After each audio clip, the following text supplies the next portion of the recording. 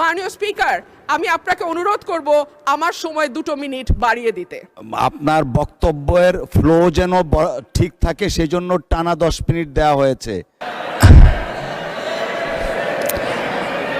উনি তো স্বতন্ত্র। আচ্ছা ঠিক আছে, 1 মিনিট দেওয়া হলো আপনাকে।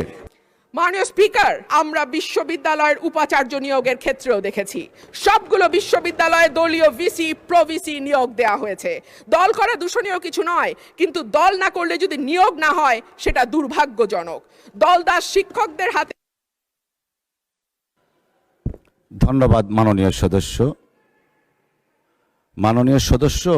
মাননীয় চিফ হুইপের অনুরোধে অলরেডি আপনাকে আজকের দিনের মধ্যে সর্বোচ্চ সময় দেয়া হয়েছে 10 মিনিট। আপনার বক্তব্যের ফ্লো যেন ঠিক থাকে সেই জন্য টানা 10 মিনিট দেওয়া হয়েছে। মাননীয় সদস্য, আপনাকে অসংখ্য ধন্যবাদ। আমাদের মাননীয় সদস্য,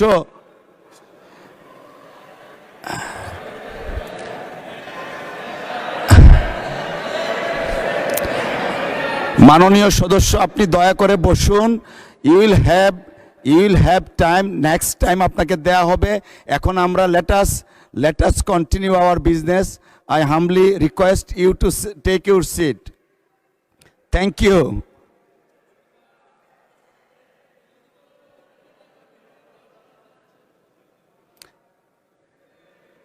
উনি তো স্বতন্ত্র। আচ্ছা ঠিক আছে, 1 মিনিট দেওয়া হলো আপনাকে। মাননীয় স্পিকার, আপনাকে অসংখ্য ধন্যবাদ। মাননীয় স্পিকার, রাষ্ট্রপতির ভাষণে উঠে এসেছে অলিগার্কিক কাঠামো ভেঙে জনগণের অংশগ্রহণ নিশ্চিত করা, বিনিয়োগ নির্ভর অর্থনীতি তৈরি করা। আশা করব আগামীতে সালমানের জায়গায় সাইফুর এসে বসবে না। আশা করব বিনিয়োগ বান্ধব পরিবেশ তখনই হবে যখন আমরা আমলাতান্ত্রিক জটিলতা কমিয়ে বিদ্যুৎ গ্যাসের নিরবচ্ছিন্ন সরবরাহ নিশ্চিত করতে পারবো, ঘুষ দুর্নীতি কমিয়ে একটা ওয়ান স্টপ সার্ভিসের ব্যবস্থা করতে পারবো। পাতানো নির্বাচন বলতেই 14, 18, 24-এর কথা আসে মাননীয় স্পিকার, কিন্তু গত কয়েকদিন আগে পত্রিকায় যেটা স্পষ্টভাবে এসছে 2008 সালের নির্বাচন মাননীয় স্পিকার, সেটিও কোনো নিরপেক্ষ নির্বাচন ছিল না।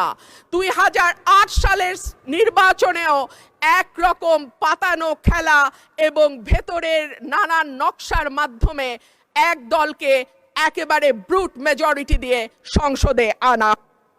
ধন্যবাদ মাননীয় সদস্য।